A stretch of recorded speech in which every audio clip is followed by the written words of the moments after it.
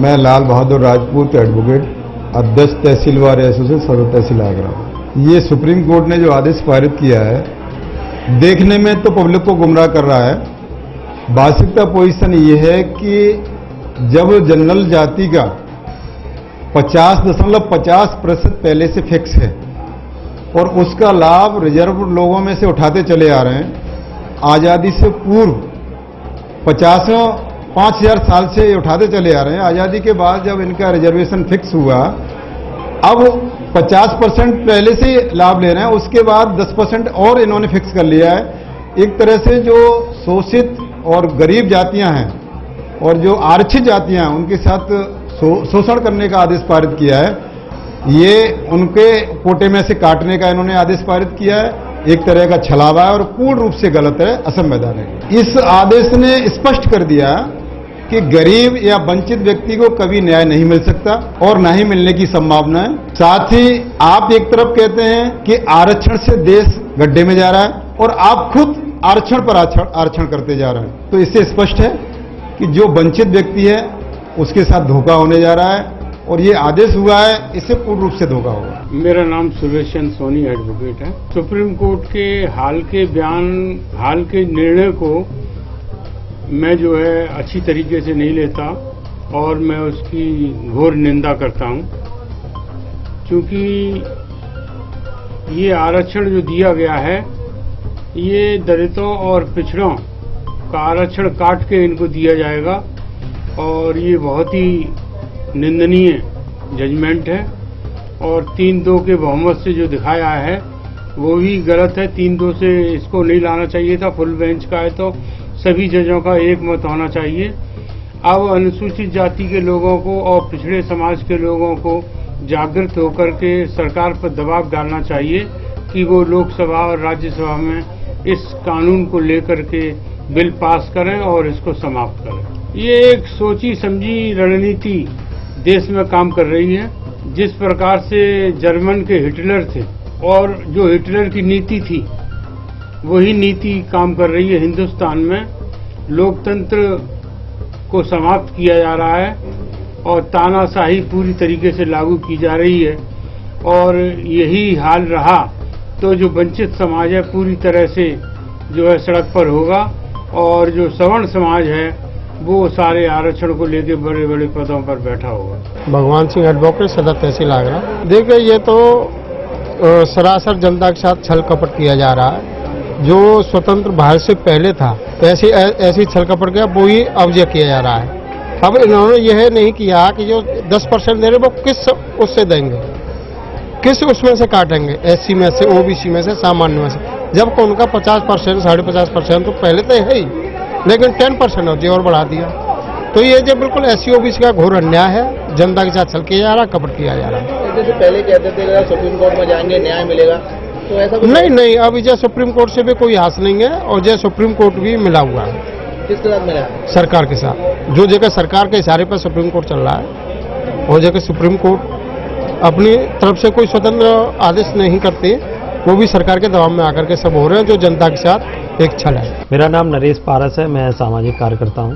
देखिए, जहाँ तक अब आरक्षण की अगर हम बात करें तो शुरुआती दौर में जब हमारे पास कानून नहीं था, उससे पहले 100% जो आरक्षण था वो सभी जातियों के लिए था, उसमें कोई डिफाइन नहीं किया गया था। लेकिन आज़ादी के बाद में आरक्षण फिक्स किया गया। SC ST और इनको सबको मिला के उनको 49.5% आरक्षण दिया गया। बाकी के जो लोग थे उनको 50.5% आरक्षण दिया गया। तो ऐसे में जब सुप्रीम कोर्ट ने ये जो फैसला दिया है EWS आरक्षण को लेकर, तो ये उन्होंने एक बात क्लियर नहीं की है कि आखिर में ये 10% आरक्षण लेकर कहाँ से आएंगे। ये जो आरक्षित वर्ग है 50.5%, उसमें से 49% है उनमें से लेंगे, या फिर जो बाकी का जो 50.5% बचा है उसमें से लेंगे, या फिर जो 49.5% जो आरक्षित वर्ग है जिसको पहले से आरक्षण जो मिल रहा था, क्या उन्हीं के हक में से इस आरक्षण को छीना जाएगा। तो ये एक बड़ा सवाल है जिसको अभी तक इन्होंने क्लियर नहीं किया है। आखिर में इस आरक्षण को इसकी भरपूर खानापूर्ति भरपाई कहाँ से करेंगे, इसको इनको क्लियर करना चाहिए। क्योंकि अगर ये SC/ST वर्ग के हक से अगर छीना जाता है तो ये उनके लिए अहितकारी है और ये अपने आप को ठगा सा महसूस करेंगे और इनको जो आगे बढ़ने की संभावना है वो कम हो जाएंगी। चूंकि जो दो वर्ग हैं जो कहा गया है, शुरू से ही कहा गया है 85% और 15% वाला, इस 85% में ये 49.5% लोग हैं और 15% लोगों के लिए 50.5% आरक्षण है, ये स्पष्ट है। तो इसको लेकर सरकार को, सुप्रीम कोर्ट को इसको फैसला इसमें देना चाहिए, अपनी मंशा स्पष्ट करनी चाहिए आखिर में ये 10% आरक्षण कहाँ से लाएंगे। और साथ ही साथ चूंकि जब कोई कानून बनता है या कुछ होता है तो उसको लेकर सरकारों पर देखा जाता है कि जब सरकार बात नहीं सुनेगी तो सुप्रीम कोर्ट में सुनवाई होगी, सुप्रीम कोर्ट में लोगों का विश्वास है। लेकिन ये माननीय न्यायालय का जो फैसला है कहीं न कहीं लोगों को कंफ्यूज कर देने वाला है। हाँ, अभी बिल्कुल हाल ही में माननीय सुप्रीम कोर्ट की 5 जो जजों की बेंच है उन्होंने ये निर्णय दिया है कि EWS जो है, लेकिन उसमें मैं आपको एक बात बताऊं कि इकोनॉमिकली वीकर सेक्शन के जो दिया है उसमें 3/2 से है। 3 जजों ने फेवर में दिया है और 2 जजों ने उनके अगेंस्ट दिया है। और जो अगेंस्ट में देने वाले जो अपनी रिपोर्ट है वो हमारे चीफ जस्टिस ऑफ इंडिया है, उनके साथ एक और जज हैं जिन्होंने उसके अगेंस्ट बोला है और 3 लोगों ने EWS के फेवर में बोला है। जो हमारा वीकर जो सेक्शन है, अगर देखिए कानूनन रूप से अगर वीकर सेक्शन सभी को अगर उसमें फायदा मिले नौकरियों में तो ये एक अधिक न्याय संगत हो रहता। अब इसमें जबकि सरकार इसको दे रही है, अगर इसमें भी बहुत ही जो नीडी लोग हैं जिनको वाकई बहुत ज़रूरत है उसमें अगर उनको मिलता है तो ज़्यादा उचित रहेगा। जबकि कई बार होता यह है कि इन चीज़ों में जो उनमें लिमिट दी गई है वो थोड़ी ज़्यादा लिमिट है उसमें, तो ये इतनी ज़्यादा लिमिट नहीं देनी चाहिए थी। वो एक इसमें मेरे हिसाब से बहुत गलत पॉइंट है कि उसमें जो इनकम की जो पार्ट है उनको रिलैक्सेशन दिया गया है वो बहुत ज़्यादा दिया गया है। जबकि इकोनॉमी का जो पार्ट होता है जो वही वीक है वो बहुत ज़्यादा ऐसा होता है कि जिसमें बहुत मुश्किल है, बच्चे की प्रॉपर फीस नहीं दे पा रहे हैं, या जो कहना चाहिए भाई जिनको रहने के लिए बहुत प्रॉब्लम्स है और बच्चा जो है बाहर रह के पढ़ाई करने में असमर्थ है, तो इन लोगों को उस हिसाब से अगर देखा जाए, इकोनॉमिक रूप से देखा जाए तो हम ज़्यादा मानेंगे कि सरकार उस पर अगर सोचे और जो बहुत ज़्यादा गरीब लोग हैं उनको ईमानदारी से उन्हें लागू करे, कोई और दूसरा जो मजबूत आदमी है उसमें फ़ायदा न ले, तो ये एक ज़्यादा न्याय संगत रहेगा। हाँ, ये गीतम सिंह जी आपने बिल्कुल सही कहा।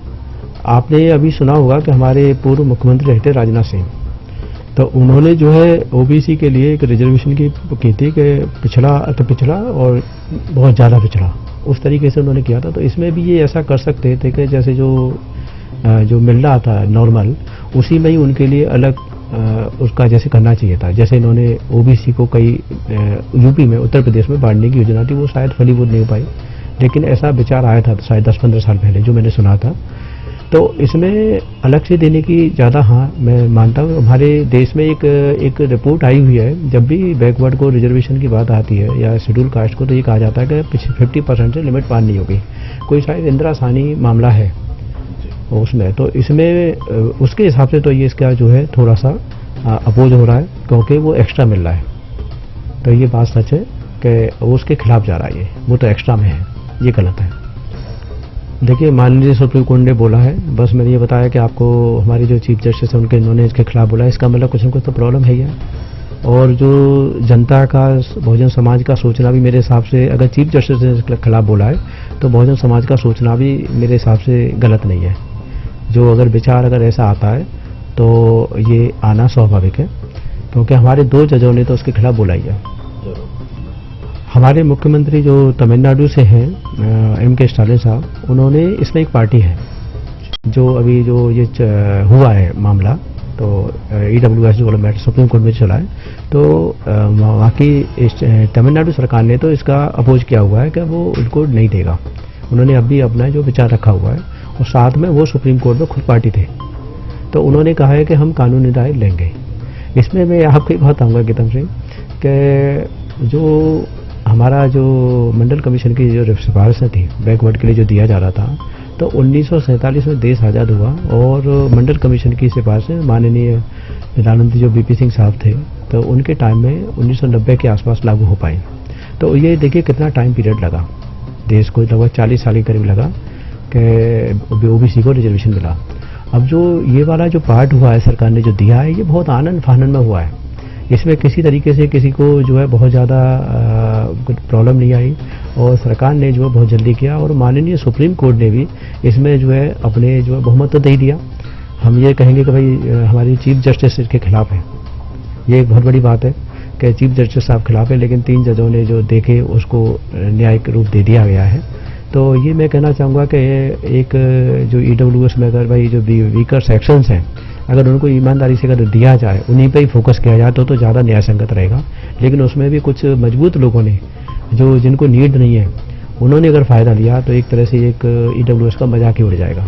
ये आपकी बात सच है कि अगर हम इतिहास में जाएंगे हिस्ट्री में, तो हमारे जो देखिए जो राज्य व्यवस्था थी उसमें मोस्टली जो प्रधानमंत्री या सेनापति या जो बड़े बड़े ऑफिसर्स होते थे, मिनिस्टर्स होते थे, वो कुछ ही मतलब 2-3 विशेष लोग थे और किसी को जो है उसमें कोई प्रेजेंस नहीं होती थी, उनको बिल्कुल आने का कोई चांस नहीं होता था। अब जो आज स्वतंत्र भारत है, संविधान लागू हो चुका है, तो इसमें वाकई हमारी जो सरकार है, जनता की चुनी हुई सरकार है, उनको प्रॉपर जो वंचित वर्ग है उनको ईमानदारी से उनको आगे बढ़ाने के लिए सोचना चाहिए।